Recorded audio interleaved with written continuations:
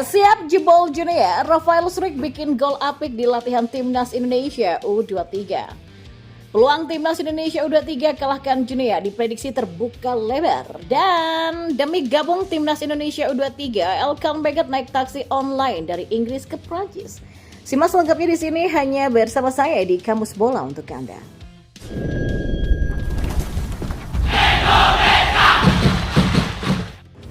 Ya, Timnas Indonesia U23 sudah mulai persiapan untuk menghadapi Junior di playoff Olimpiade Paris 2024. Rafael unjuk gigi di sesi latihan. Saat ini Timnas Indonesia U23 sudah berada di Prancis. Sinteyong pun juga sudah menggelar sesi latihan. Instagram resmi Timnas Indonesia membagikan video latihan tersebut. Terlihat pemain andalan seperti Marcelino Ferdinand, Nathan Choaon, Rafael Struijk, dan Witan disorot kamera. Ada juga Pratama Arhan yang sedang berlatih menggiring bola. Garuda Muda juga mengasah kemampuan passing serta merebut bola lewat rondo atau kucing-kucingan. Nah, video ini pun ditutup dengan aksi finishing api dari Rafael Struijk. Penyerang Ado Den Haag ini mendapatkan umpan crossing.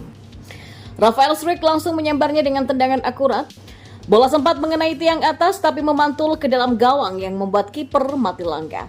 Melihat persiapan Timnas Indonesia U23 ini, sontak netizen optimis Garuda Muda bisa mendapatkan tiket ke Olimpiade Paris 2024. Masih percaya Timnas lolos Olimpiade, kata salah seorang netizen. Atau netizen lain yang mengatakan, yakin deh Timnas lolos Olimpiade. Optimis deh Indonesia bakal menang. Sementara itu peluang Timnas Indonesia U23 mengalahkan Junior dalam playoff memperebutkan tiket ke Olimpiade Paris 2024 dinilai masih terbuka lebar. Hal itu diungkapkan mantan asisten pelatih Timnas Indonesia Joko Susilo. Peluangnya kalau menurut saya masih terbuka lebar. Mereka bisa meraih kemenangan pada pertandingan ini dan dapat tiket ke Paris, kata Joko Susilo. Ya, Garuda Muda sendiri akan melakoni babak playoff untuk mendapatkan tiket Olimpiade Paris 2024. Hal ini menyusul kegagalan mereka meraih peringkat ketiga di Piala Asia U23. Marcelino Ferdinand dan kawan-kawan akan menghadapi wakil Afrika Junior pada fase playoff Olimpiade. Laga ini dihelat di Clairefontaine, Prancis pada Kamis 9 Mei nanti. Lebih lanjut, Joko menilai bahwa banyak pihak yang menganggap Indonesia sebagai tim yang lebih tidak diunggulkan pada laga ini. Tapi menurut pelatih berlisensi AFC Pro ini, Garuda Muda tidak boleh minder. Anak-anak muda ini kan sudah tampil luar biasa ya sejak sepanjang Piala Asia U23. Ini menunjukkan mereka merupakan tim yang penuh potensi. Seharusnya tidak ada alasan bagi mereka untuk minder dari Junior, kata Joko. Karenanya Joko berharap para penggawa Garuda Muda ini tampil tanpa beban kalau menghadapi Junior. Menurut mantan pelatih Arema FC tersebut, hanya dengan main lepas maka peluang mereka akan tetap terbuka. Mereka kan sudah menghadapi lawan-lawan yang luar biasa seperti Australia, Yordania, dan Korea Selatan. Mereka bisa menang kok. Nah, ini nggak ada lagi alasan mereka harus tertekan. Selain itu, cuma dengan main tanpa beban mereka bisa menunjukkan performa yang baik, kata Joko. Ya, sementara itu demi bergabung dengan Timnas Indonesia U23, Elkan Baggett sampai naik taksi online dari Inggris ke Prancis. Nah, kelakar atau candaan ini dilontarkan akun TikTok @tebingtinggivideo. Akun ini mengatakan efek dekatnya jarak antara Inggris ke Prancis, Elkan Baggett bisa menjangkaunya menggunakan taksi online. Naik taksi online juga sampai kan? Tulis akun tadi sambil membagikan jarak Prancis ke Inggris yang mencapai 1118 km saja.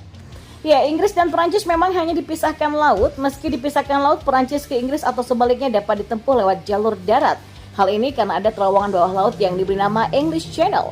Mengutip dari The Telegraph, panjang terowongan bawah laut ini mencapai 50,45 km dan rata-rata 50 meter berada di bawah dasar laut. Dan berkat terowongan ini jarak tempuh antara kota London dan Inggris juga Paris, Prancis hanya sekitar 2,5 jam saja. Ya, sekarang harapannya Elkan Baggett benar-benar bergabung dengan skuad Timnas Indonesia U23. Sekedar diketahui, bek berusia 21 tahun itu sudah dipanggil Sinteyong untuk laga melawan Junior U23 di playoff Olimpiade Paris 2024 yang dilangsungkan di Clairefontaine, Prancis pada Kamis 9 Mei nanti, mulai pukul 7 malam. Di tengah absennya Rizky Ridho, kehadiran Elkan Baggett sangat dibutuhkan oleh Timnas Indonesia U23. Tenaga Elkan Baggett dibutuhkan untuk memenangkan duel udara dengan pemain-pemain Junior U23 yang bertubuh tinggi besar. Tackle tepat sasaran Elkan Baggett juga dibutuhkan untuk menghentikan laju pemain Junior U23. Kalau Elkan Baggett, maka Justin Hubner dan Alfiandra Dewangga hadir, maka trio ini kemungkinan menjadi pilihan utama Sinteyong untuk laga melawan Junior U23. Ya, memang menarik menantikan hasil yang didapat Timnas Indonesia U23 di laga nanti. Timnas Indonesia U23 sendiri membutuhkan kemenangan atas Guinea U23 untuk lolos ke Olimpiade Paris 2024. Jikapun kalah dan gagal lolos ke Olimpiade Paris 2024, Timnas Indonesia U23 masih layak mendapatkan apresiasi dari pecinta sepak bola tanah air.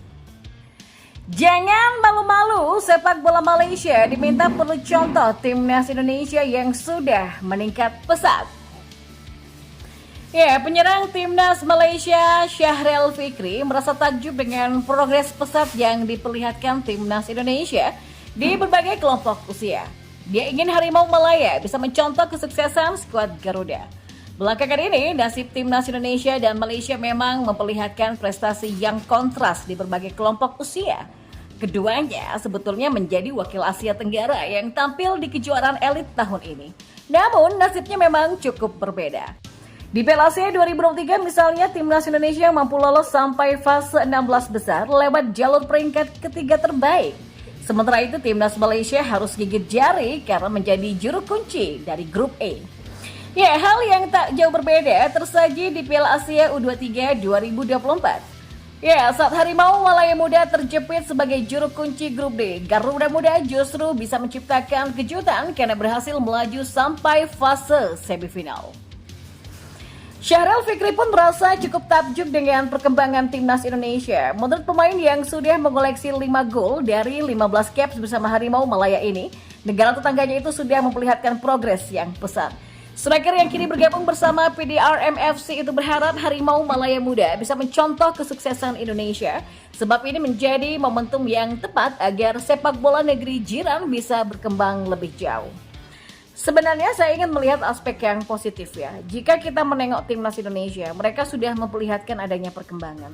Jadi saya pikir kita harus mencontoh mereka. Kita sudah tidak boleh memandang ke belakang. Kita harus melihat dan mulai memandang ke depan seperti negara Indonesia.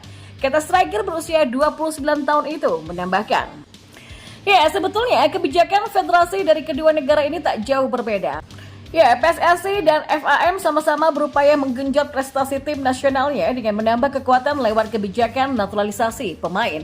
Ya, kiprah ini setidaknya dapat dilihat dari skuad Piala Asia 2023 dan ketika itu Malaysia memanggil 14 pemain naturalisasi dan keturunan, sedangkan Indonesia mengandalkan 7 pemain berdarah campuran. Syahril mengakui hadirnya pemain naturalisasi memang memberikan dampak yang positif. Dia pun berharap kombinasi antara pemain lokal dengan pemain keturunan dan naturalisasi ini bisa semakin membaik. Saya rasa sudah tentu ada energi yang lebih ya dari pemain naturalisasi dan pemain warisan. Mereka juga punya pengalaman tersendiri. Ya, kami sebagai pemain lokal sudah paham dari segi permainan mereka dan kami harus percaya dengan kekuatan masing-masing. Pungkasnya.